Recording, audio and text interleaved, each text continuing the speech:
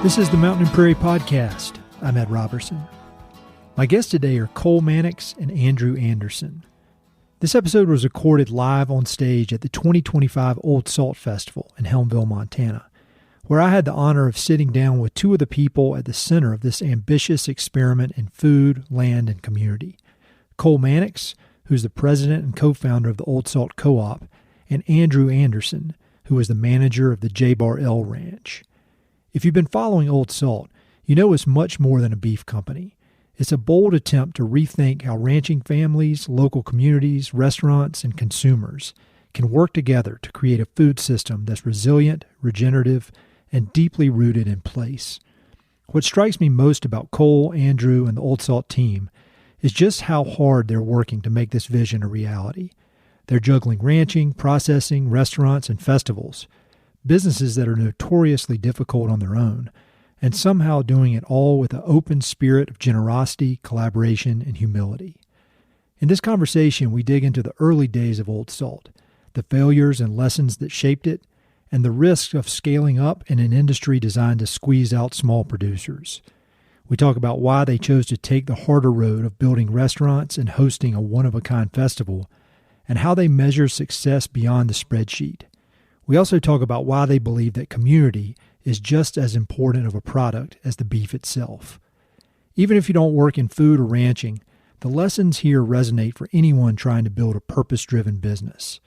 We cover everything from balancing mission and margins, to leading with vulnerability, to learning how to grow without losing sight of your values.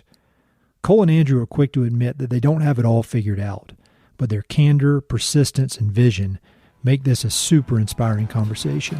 Hope you enjoy.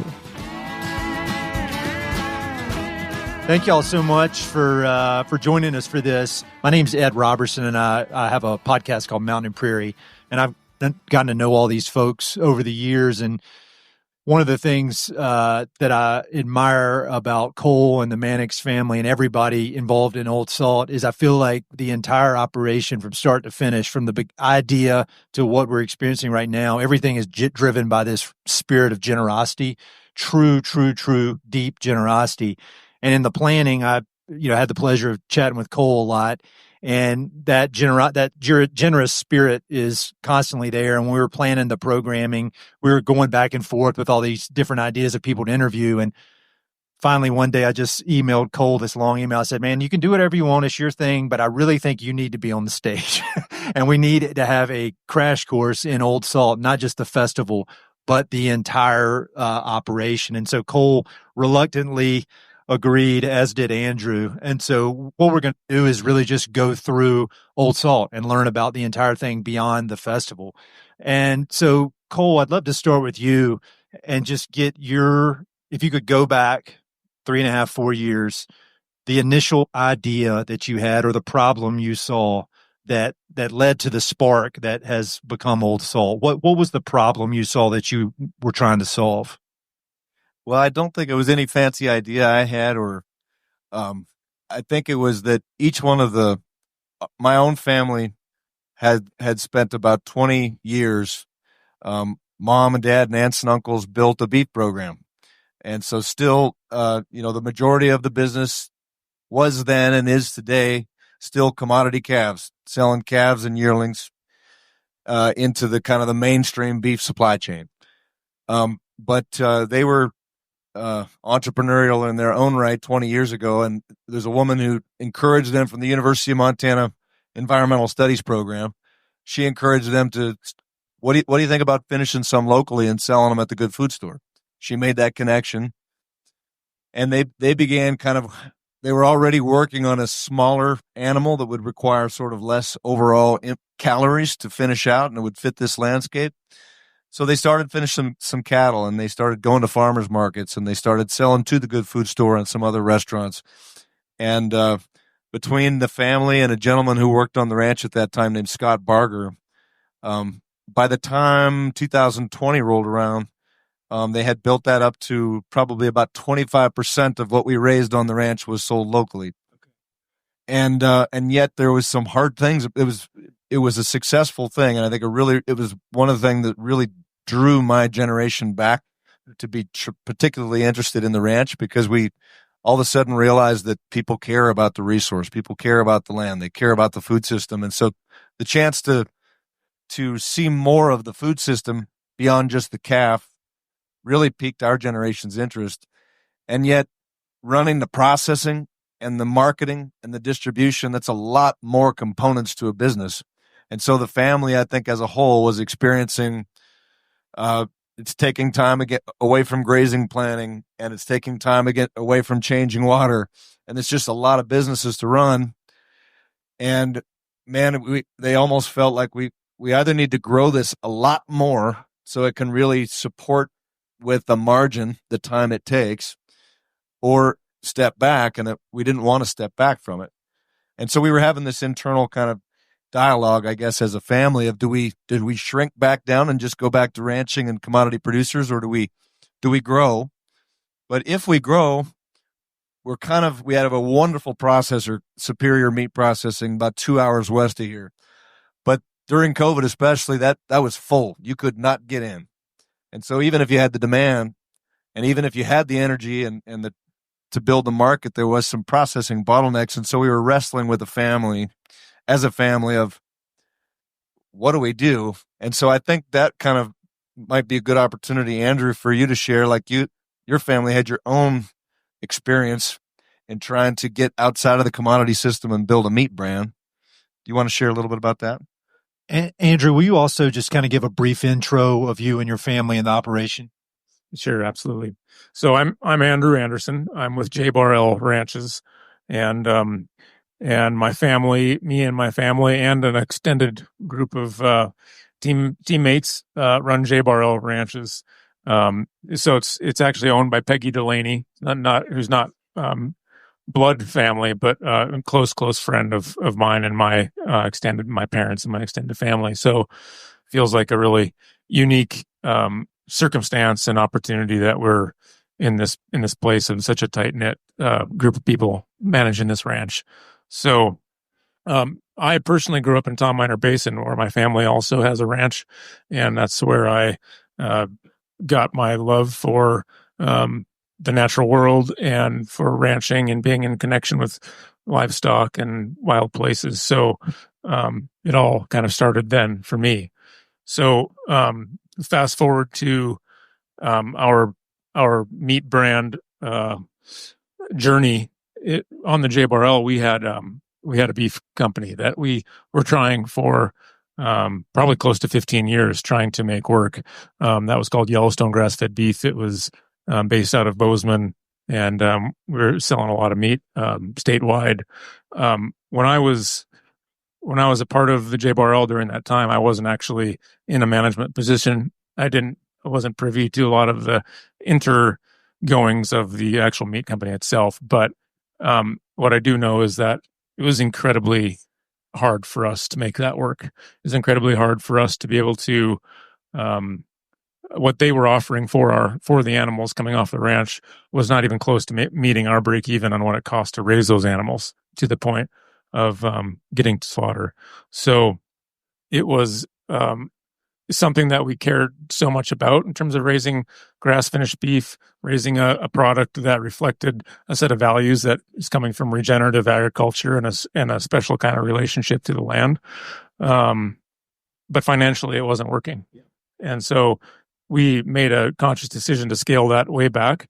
And timing was fairly fortuitous, with Cole coming to us and saying, "Hey, we'd like to have a conversation about what Old Salt might look like," because we were fully into the process of unwinding and furthering our involvement in the commodity conventional system, which we'd always been a participant in, but even more so after Yellowstone Grass-Fed Beef started to unwind. So that's how this really came to be for us. I'd love to hear a little bit more about some of those early conversations as all the different ranching families that were the founders when they came together. Because I think in general, everybody runs their family business their own way, and they've got a legacy of doing things a very certain way. And even though there's a lot of foundational commonalities, I would guess that it could be challenging to align everybody's interests.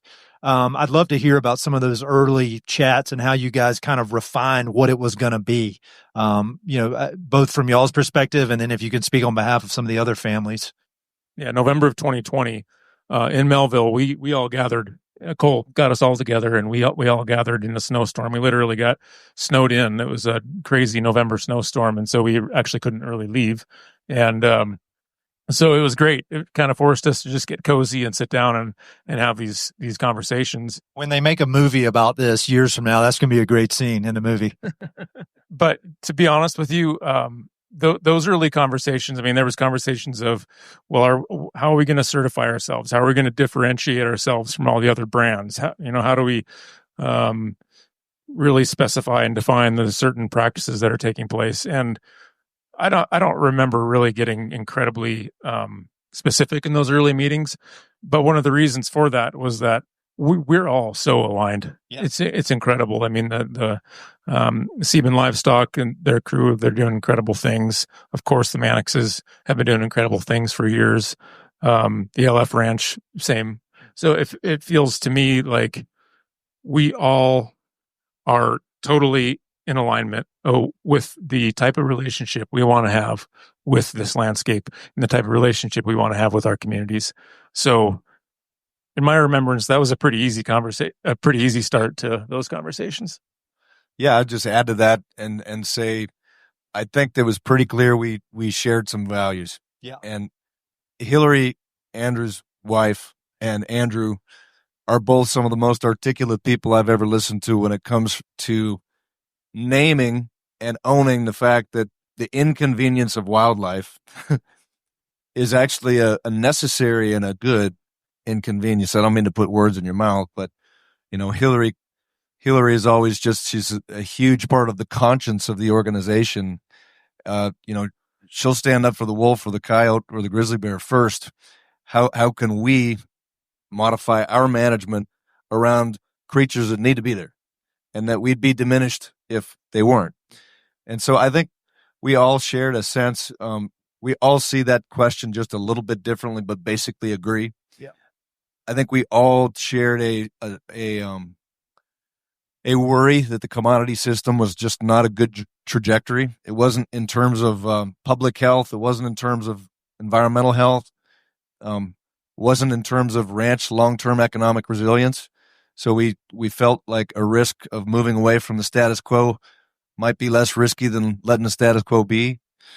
And maybe one more thing I would say is that Sieben Livestock and Mannix had also been involved in another effort that I went to work for right after graduate school called Salt of the Earth Ranchers Cooperative.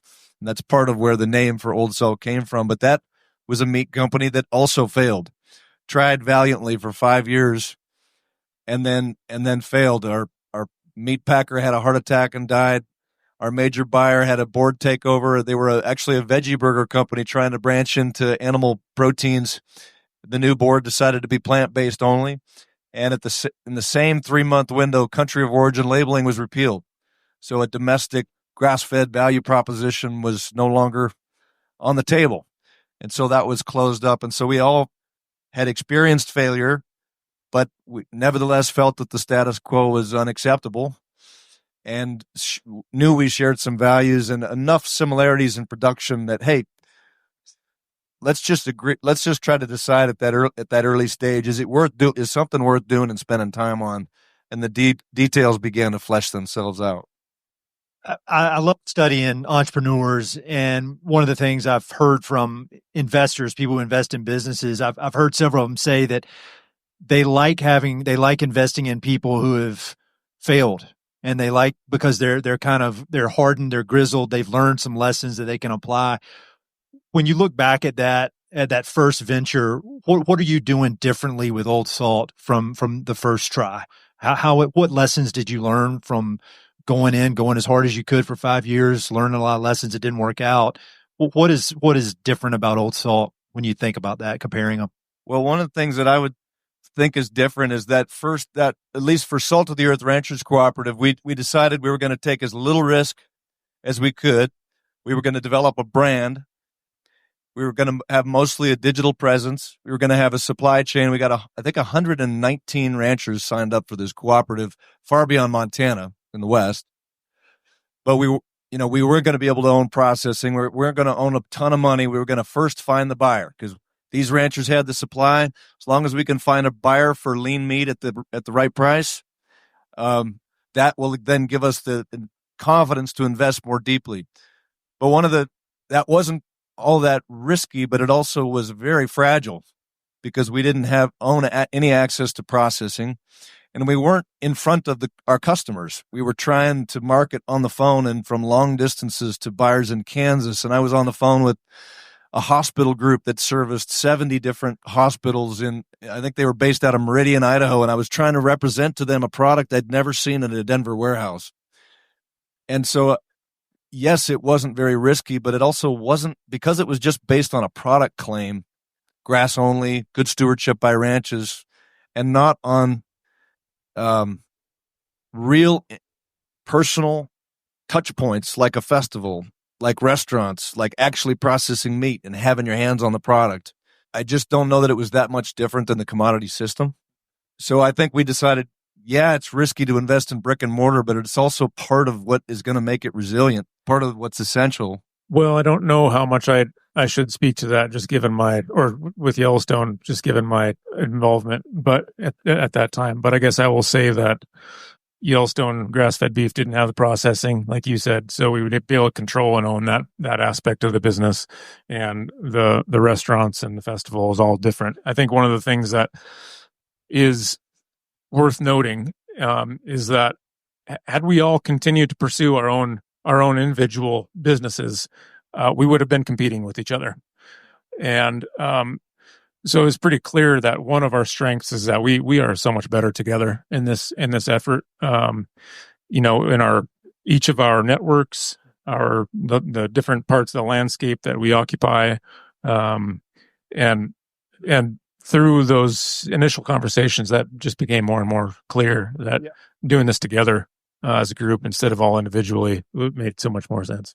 And that's a big reason why we didn't name it after a family's name. We don't want to see one family's name or one brand succeed. We were after systemic change. Like less than 2% of the meat eaten in Montana is raised and processed here. And with all the proliferation of many little farm-to-market scale brands, we're not making a dent in that. So we need to achieve some kind of middle scale between the very small, like where my family was and Yellowstone was, and the very large, which we still participate in because it's kind of the only major game in town. Where is that middle scale where we can control enough of the supply chain to get a high quality product to market at a good value to the customer? And yet it's more resilient because instead of, like I said at an earlier time today, instead of 4 massive packers, what if you had 400? More touch points with the customer.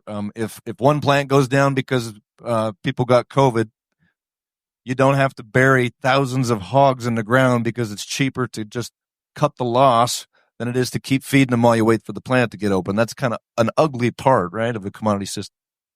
Well, we're all here because of the festival, and I imagine a lot of folks have visited the restaurant in Helena. Can you talk a bit about how those ideas became reality? And I'd love to hear, as much as you can share, some of the kind of behind the scenes discussion about when y'all proposed this idea of we want to have a big festival to help, advertise and build a community around our business. Because I would imagine that's an outside the box way to go about things. Can you talk a bit about, go back, 3.5 years ago when the first Old Salt was coming to be, and how the discussions around that? Because I would imagine it wasn't unanimous, I would guess, if everybody said, yeah, let's do it, because there's risk. And so can you talk about that? First of all, I should say, even the forming of Old Salt was controversial even within my own family, because we're proud of the brand we'd built. And there's risk in going from something that was working to what Old Salt is right now, which is a very risky enterprise. And so it was I think it was discussions within our own family and probably discussions within your own family, Andrew, about whether to do in the first place. But once we decided, hey, this is something worth doing, we wanted to find a non label on a package way to sort of test the market and test the appetite. And one was we found my friends and I have a country band called Copper Queen, named after the local bar, and we used to play a little bit at the Western Bar in Helena, and they had two different bars attached with one liquor license, and they had a kitchen that wasn't really being used. And so we said, well, what if we sell smash burgers? What if we start a little restaurant and just see? That'd move a lot of grind, and grind can be a stubborn thing in inventory sometimes. And but the thing was we didn't have who's the culinary talent? and that's part of being, if you're just ranchers, you only one part of all the things that it takes to get to market. And so through a network, a few connections, we got in touch with this guy, Andrew Mace, and he is a co-founder of Old Salt, had grown up in Laurel, Montana, and through a friend of a friend of a friend who made some calls, he was living in Portland, and he'd been opening restaurants for 13 years. And Andrew's most recent restaurant has made the top 10 of the James Beard this year for best new restaurant in the country. So Andrew's team behind him, I think we have maybe 60 restaurant employees across two different businesses right now, and that is Andrew. And it was a way to meet people in the community outside of a set of claims or an arm's length. Hey, look at my meat on this website. And then Andrew also was a big fan of Chef's Table and a cook named Francis Mallman. So outdoor wood-fired cooking was something he was very connected in that world, loved to do it himself. And I think one time at a Blackfoot Challenge community meeting, I might have said, hey, we should hold a big party in the field. And then people remind you about that. And Andrew started, because of a set of skills on the team that we didn't have before that, started to make that feel possible. And so then once again, there was a whole series of conversations with, well, if we're going to do this somewhere, I better be the one to ask my family if we could do it on our place. And they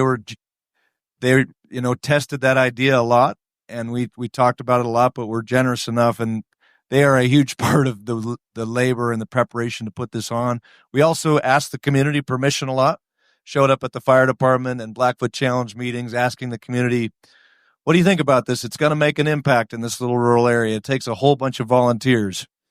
And so they gave us some constructive feedback and allowed us to share the idea and test it a little bit. You mean a meat festival in bear country? You think that's a good idea?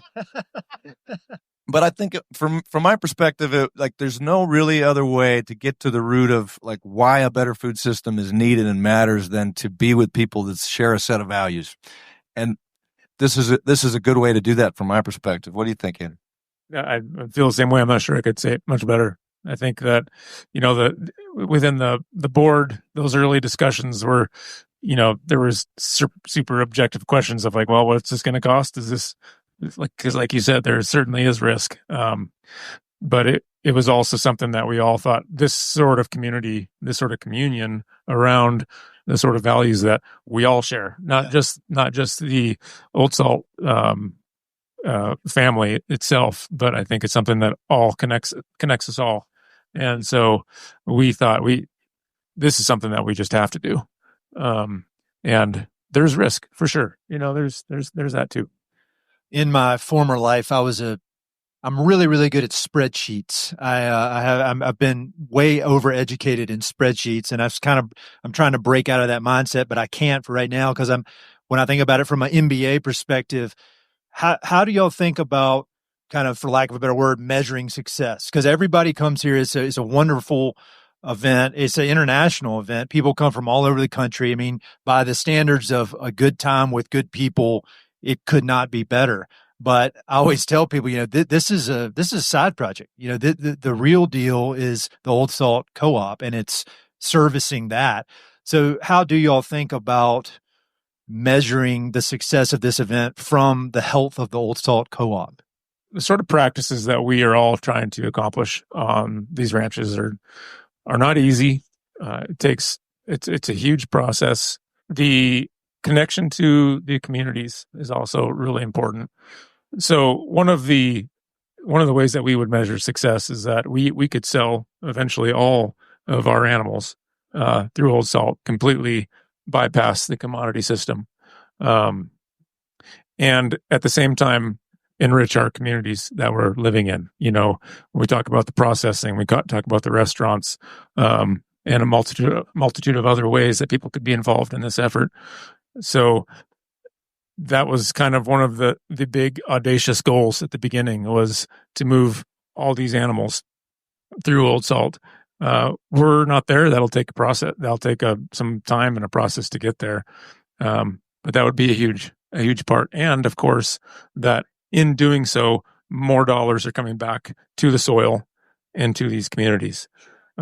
We cannot land in a place where regenerative agriculture does not financially make sense. And so that is something that we just have to keep in the forefront. Cole, you got anything to add to that? Well, I would just say I don't know whether we'll continue to hold Old Salt Festival. We definitely want to, but it's a huge lift, and there's plenty of questions like, is it a distraction from the core mission of e-commerce, wholesale, and meat processing? And now 2 restaurants that are trying to ultimately develop a relationship. We set a goal of 5,000 families, and we're 10% of the way there. So we have a long ways to go, and those take a lot of focus. And we could be, there's plenty of people who could criticize us for doing too many things at one time, and they might be right. There's a lot of complexity in what we're doing. The first year we held the event, we didn't charge ourselves any overhead. I think we had 1,800 people come, and we still lost $200,000 of investor money. So that is daunting. And yet we had a unanimous board vote to do it again. And the second year we held it, we had 2,800 people last year. And we broke even with direct expenses, but still didn't pay any overhead.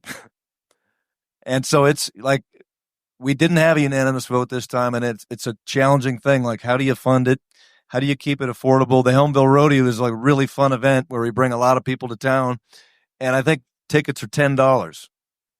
And so this is culturally a difficult thing. And if you're not, you could try to sell $800 tickets in Chicago and Seattle and Arizona, Phoenix, let's say, or really focus on Big Sky or whatever. But you're wanting to get people there not for some boutique experience, but to connect. So that means tickets need to be reasonable as they can be and accessible. And you got to find creative ways to develop grant funding and sponsorships. And so I don't know what will the trajectory be, but to me it's way this I think this thing is way bigger than Old Salt. It's just us trying to come together as a community to remake our food system and the way we interact with land. So for now, if we can possibly make it work, that's the desire. Just to add to what you were saying, the festival itself, obviously it'd be great if we didn't lose a lot of money, but but one of the things that the commodity and conventional system does really, really well is to export all the connection from this ground to the community completely out of the picture. And so everyone gathering here over this weekend has more to do with just the financial picture. It has a lot to do with building connections, building relationships, and really building this regional thing together. It's not necessarily just Old Salt ranches trying to find a way to sell meat. It's building a community in a regional way. Cole, when we talked a few weeks ago, you were telling me about your processing facility and kind of how that, your expectations and your goals for it versus the reality of the business that you're moving through there. And I thought that was super insightful. Could you just talk a bit about the realities of the processing business? Yeah, we were given some good advice to not build a facility or to not buy a facility, but to try to custom process. And yet, kind of based on where the ranches were and based on where our team was in Helena, we just didn't feel like we could get access to processing. We made a lot of phone calls.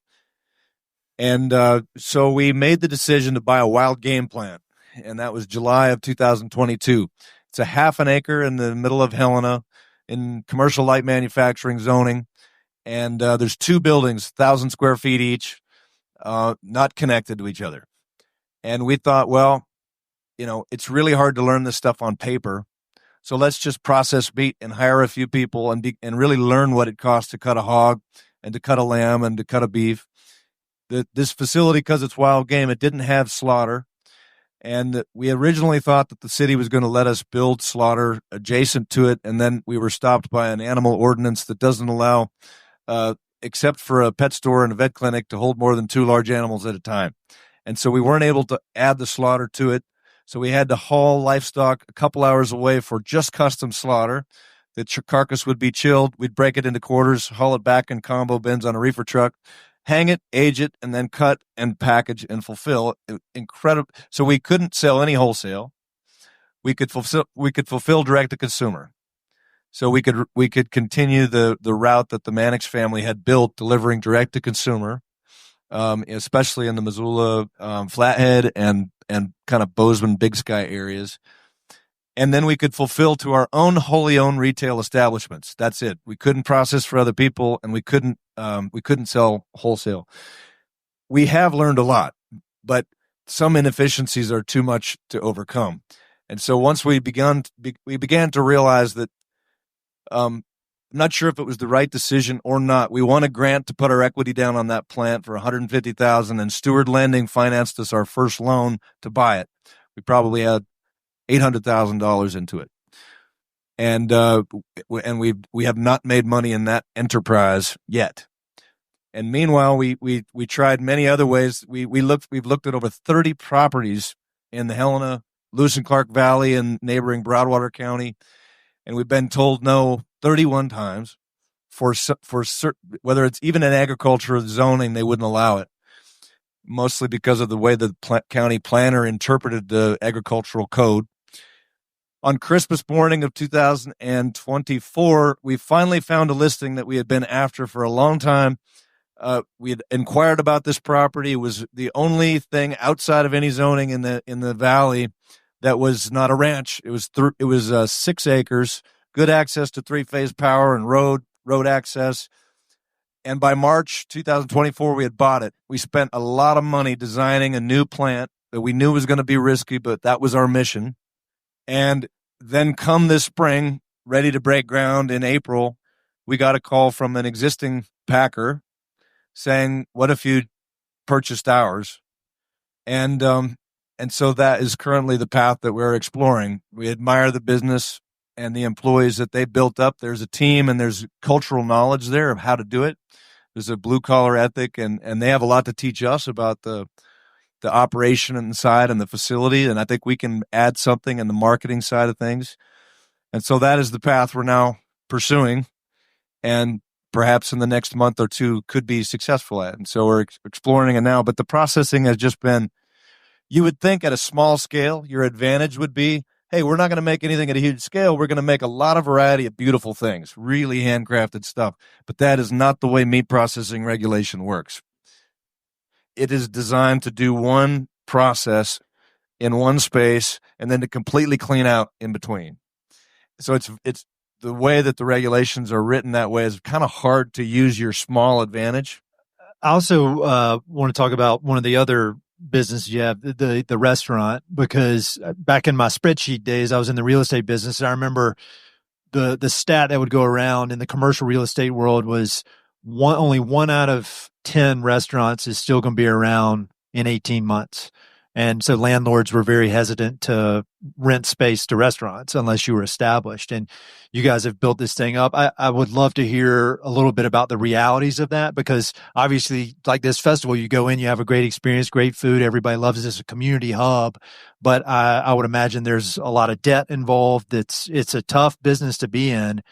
Could you, and the whole, one of the main things here is I want everybody to appreciate how hard these guys were. And Cole didn't sleep last night, and he's up here rattling off these numbers. Like, they're just, it's amazing to me. But can you just give people an overview of the restaurant business and how that, both the challenges, opportunities, and how it feeds into the larger business? Yeah, well, we saw another low margin business, and we were just like, yeah, that's what we're all about. Risk and low margins. I guess what I would say is in Helmville, we have a community establishment called the Copper Queen Bar selling. We got drinks right over here across the way. And I think it must be a hard business, but it holds the community together. It's the most community establishment you could ever imagine. And so regardless of the economic opportunity. It's essential and valuable, and it is what makes community. And so, and yes, it has to be in the black, but we're not looking, we didn't see the meat company, neither do we see the restaurants as this huge economic untapped opportunity. We saw them as a necessity. If you're going to build a food system and you're going to try to market to other restaurants and you're going to try to convince them that they can sell that at a margin that is going to please their customer, then you better prove it, that you can figure it out. And we got lucky enough with the first restaurant where it's just the least worked. Bar sold alcohol and we sold smash burgers and tallow fried potatoes, and that makes sense to every American. And the outpost, it's still not easy, but the community in Helena showed up for it right away. And it took us some time. Andrew hadn't yet moved out from Portland, so I was learning how to clean my first grease trap. And we built up a good team. I used to play basketball against Flannery Harpole, the Avon Elks down the road in grade school, and now she's our manager there, and we have an amazing outpost team. And the outpost has been a little engine. It moves between 500 and 800 pounds of ground beef a week. And it probably moves about 200 pounds of tallow of beef fat per week. Those are things that are valuable to be able to get value out of in the meat world. And then I would say the outpost is not our place. It's a dive bar, and it will always be a dive bar, and it's not exactly where you know, as a family dinner, or you're hosting large parties, or the legislature in town, or you want to buy an investor dinner or something. And meanwhile, we wanted to create a community hub in Helena that would aspire to be like what the Copper Queen is to Helmville, or Trixie's is to Ovando, or the Stray Bullet is to Ovando in the town of Helena, where it could be a business that was sort of the flagship of the brand and the place where we met people and the place where we served the community. And so I believe we had our first payment. We bought that building and renovated it. Steward Lending helped us once again. We made our first payment in June. This June, the interest on the loan was capitalized for the first year. And so we were looking at this June coming, knowing that bank payment was coming. So I'm incredibly proud of the union team, and yet it's a really narrow path to walk. Between the two restaurants, they go through about 4 beef carcasses a week, a couple of hog carcasses a week, and all the Sebin lamb that Cooper's willing to produce right now. When Cole said he was learning how to clean the grease trap, he wasn't joking. He was, and several other people were totally bootstrapping it and working way outside of their original set of roles and responsibilities to make it happen, especially in the early days. So just wanted to make note. I mean, the team has really rallied around this and done, flipping burgers and running spreadsheets at the same time. So a lot of that happened. I've just got one more question, then I want to open it up to y'all. We've got this audience of all these amazing, smart people that understand what you're doing or bought into what you're doing. And it's very open-ended question, but what is something that you think is misunderstood, or something that these people need to know that they may be missing? I mean, I feel like we've got to finally convince y'all to get up here and talk about yourselves. I'd love to just give you an opportunity just to make an ask or explain something that's often misunderstood, but if there's anything kind of missing that this crowd needs to know. I think that maybe this is already known, but every opportunity I can to say that we're all in this together. It is truly how I think we all feel from Old Salt. We need support. We need to spread the word, but I would venture to say that you need our support. We all need each other in this, not only for Old Salt, but for just our community and building the relationships that we all desire to have with each other and with the landscape. So we're all in this together. So let's do it together. Cool. Yeah, definitely echo what Andrew said on that. And I think one thing people don't know is that Old Salt doesn't have it figured out. I mean, our name is getting out there a little bit because I'm loud and I talk a lot. But we are fighting for stability. We're trying to get there, and we have a fighting chance. We've been able to double in sales each year. We had our first profitable month overall as a parent company in December, and you'd hope that was the norm, but then we narrowly missed our second month of profitability in May. It was really close. But we don't have it figured out. There's so many things that we're some days feel like we're running out of gas. So we have to be a little vulnerable. I think vulnerable enough to say, I don't know if we have it figured out. And I don't know if, there might be some things we have to say goodbye to. There might be some things we need to do differently. There certainly are. We have a lot of growth to do as an internal team. I have a lot of growth to do as a leader and as a business person. And, I guess I would just say, I have to be vulnerable enough too to ask for what we need, which is just, if you, have generally bought your meat at, a place where you don't necessarily know whether that cycle is empowering producers, consider Old Salt or somebody like it, some brand near you. That's a tremendously empowering way to make an impact, empowering for you and for the person you're making the impact for.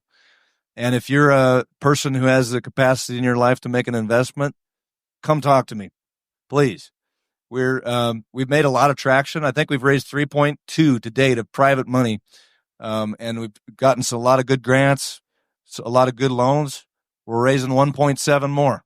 And 28 families have been a part of that from the beginning who believe in this. And so we need to, and for example, the festival itself, Blackfoot Challenge stepped up and said, we'll be a fiscal sponsor of this event. That was not, there's a lot of work that goes into that. Audubon Conservation Ranching stepped up and said, we're going to support this festival. World Within, Tomcat Ranch Foundation, the Nature Conservancy, Flated, Ryan Gay from this valley, they stepped up and supported us the year. There's just so many sponsors I couldn't even hope to thank. But jump in, and if you're building your own business and want to compare notes, we're an open book. We'd love to work with you or just find a way to learn together. Thank you all for being here.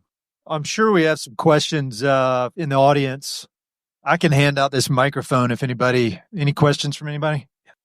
So the question, you mentioned the Chomps, which has a ton of traction nationally as a dried meat stick. And is your question Old Salt branching out into a branded version of that product or more being a supplier to them? I would love nothing more than that. But it is, for example, we're trying to buy a facility that'll cost many millions of dollars, and yet the raw and value-added production side don't always go real well together in a USDA facility.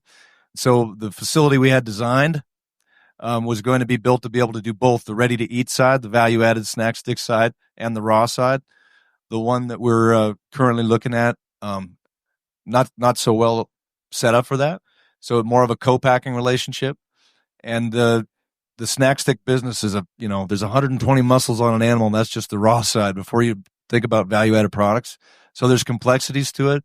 That's definitely one of those promising. It's a category that's hugely growing in the snack sticks market. So I think that value-added product it's a tremendous opportunity. It's more about us figuring out, okay, what can we get to stick first that is not too much capital in, not too much risk.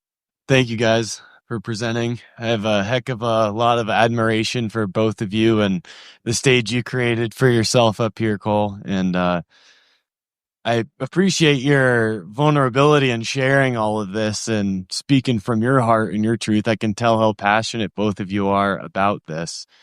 And my question resides in that leadership aspect that you brought up about how did you forge this path for yourself throughout the past 5+ years since taking over this beef enterprise and transitioning? What's your path been like to really make that for yourself and allow yourself to take these different risks?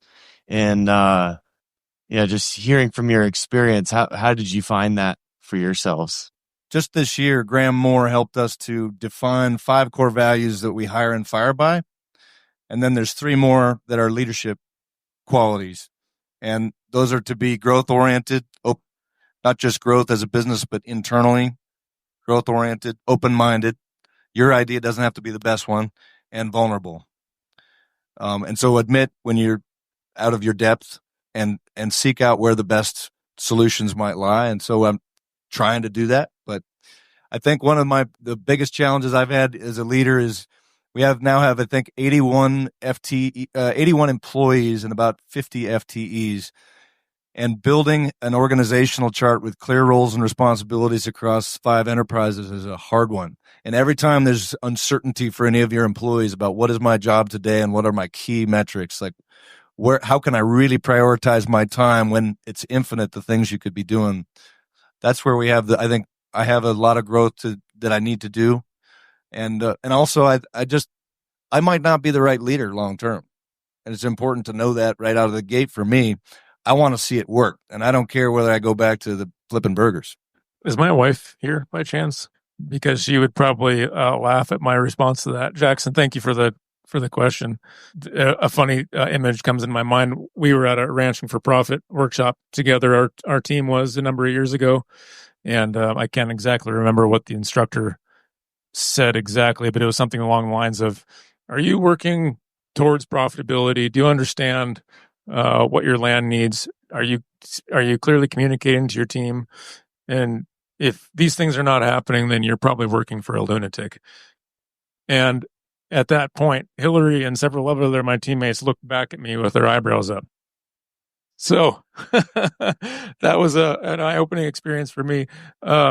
So for me personally, it's all about the team, and I have a ton of growth when it comes to leadership as well.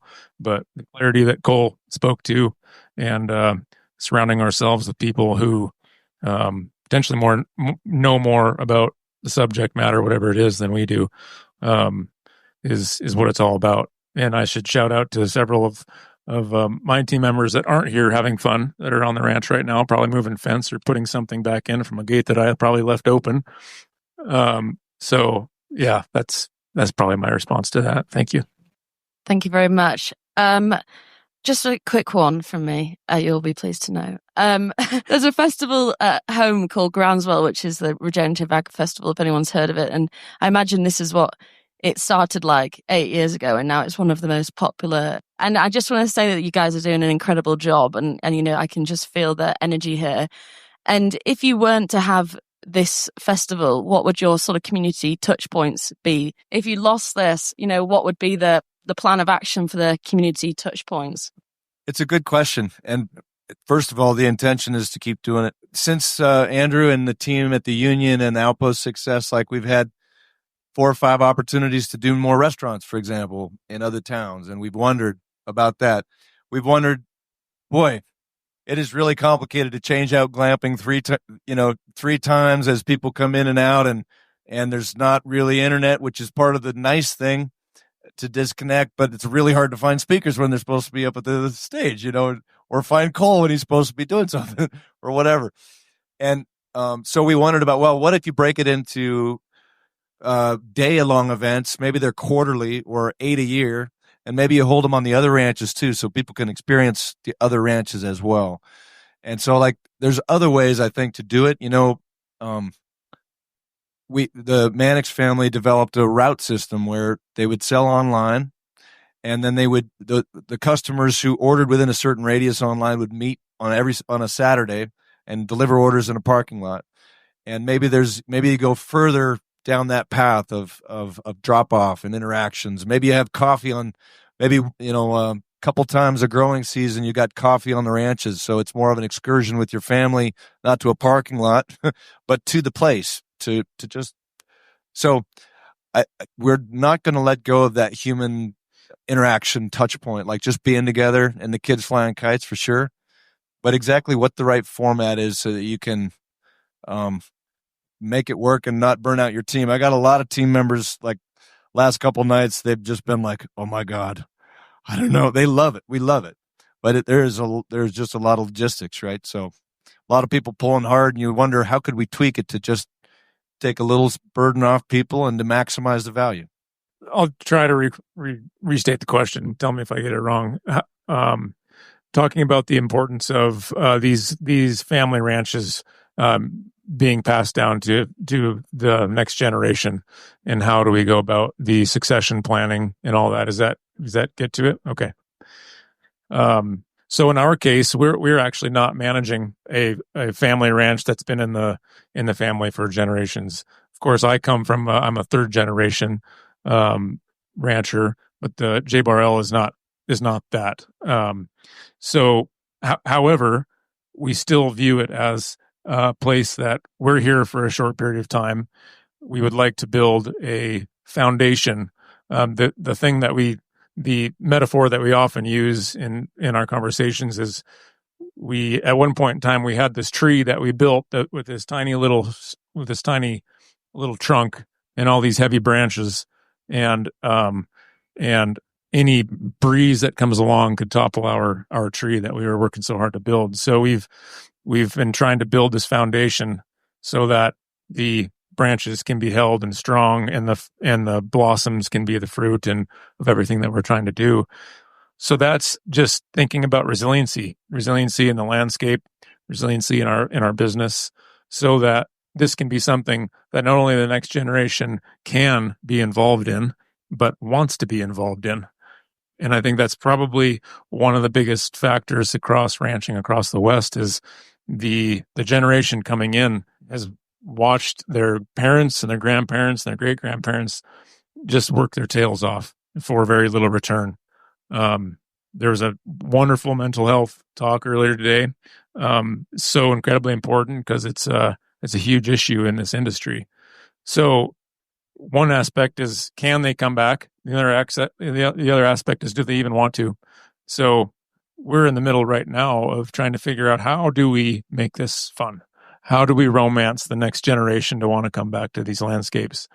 And I'm not sure I have an answer for you right now, but it is something that's at the forefront of our mind. Not all the ranches, this is a growing thing. There's many ranches that are no longer in family, in multi-generational families. And that is a shame in some cases and maybe not in others. The people who potentially are buying some of these ranches, there's plenty of examples of them being very good community members. People who are running these ranches are deacons at the church, and they're enmeshed in the community. So that's also a positive thing. However, the multi-generational family ranches, such as the Mannix family and the Hibbard family and many others, they are the leaders in this, and I can't wait to hear Cole's response, because they are really building that strong foundation for the next generation to come and to thrive. So that's my response to that. Thank you. My response is that I'm not too directly involved with family succession, other than that, because I don't work on living on the ranch. I participate on some committees and do my best. But really, our values are that the people on the ranch, working the ranch, really need to make the core decisions. And so I'm more like involved in a peripheral way. But from all of my cousins, Taylor, my siblings, my parents, aunts and uncles, we've spent my mom and dad, aunts and uncles had a succession plan, an estate plan in place. And then as we all got to become older and started to, get interested in the business, they recognized that they needed a different kind of a succession plan in place to accommodate the increased complexity. And I think we've probably spent 8 years intentionally clarifying our values first and the vision for how we want it to operate. In the last couple of years, we've been dealing with the fiscal and legal sticky questions about how, and we're still working on that.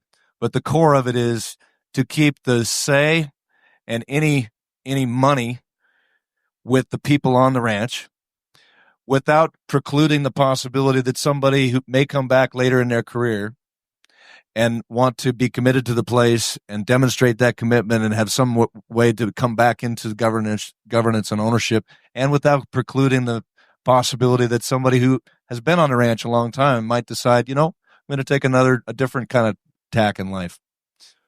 So we're in process. We're trying to figure it out. It's a really hard but critically important one. And how you treat each other on a daily basis is the main thing, I think, which they work really hard on. So with that, I want to thank Ed Robertson a lot for Mountain and Prairie, what it is across the West, and for being at Old Salt Festival. He's been here from the beginning and a huge part of the spirit of this event. So thank you for curating it, Ed. Don't do the self-deprecating thing. No, give these guys a hand, man. These guys, it's just so inspiring, and I appreciate the vulnerability and the opportunity to ask you all these questions. So thank you all so much. Also, before I let you go, I want to thank Andrew and the ranches. The newest member ranch is Josh and Ingrid Hill for the Cordova Farms, and I'm tremendously grateful for them being interested to come into Old Salt. We now buy all of our hogs, these Mangalitsa red wattle cross hogs that Josh and Ingrid and Ruby and Edie Rays in Power, Montana. So I'm excited to have them on the stage next year. And also Andrew Bardwell. I don't know if you can give us a wave if you're around, Andrew, but the LF Ranch has been a tremendous. Old Salt would not be around without Andrew and Annie and Sky and everybody at the LF in Augusta. So I wanted to recognize them. I have to do this too. It's important. So I'm going to do it. If you order before Friday, there's 18% off. And and only for people at this festival. So you can visit our booth and get a whole cow, 2 cows, 18% off. Thank you for being here. Hey, it's Ed again. Thanks so much for listening to the podcast. I know your time is valuable, so it means the world that you spend it listening. If you want to support the podcast and help it to continue to spread and grow, there are a few ways you can help. Number 1, pass it along to a friend or share it on social media. Word of mouth recommendations are the most powerful way for ideas to spread, so I'd love it if you could share the podcast with a few pals who might enjoy it. Number 2, you can go to Apple Podcasts and give it a 5-star review. Good reviews encourage the Apple overlords to suggest the podcast to others. So there's a link in the notes if you'd be so kind as to give it 5 stars. Number 3, you can support the podcast financially via Patreon, and there are exclusive benefits for those who do, including a monthly behind-the-scenes newsletter, Mountain and Prairie stickers, live and recorded video chats with podcast guests, and much more. Number 4, I've also got 2 emails that I send out. The first is my weekly email called Good News from the American West, which I send out every Wednesday. It's only positive news, something we can all use a little more of these days. And my other email is my bi-monthly book recommendations email.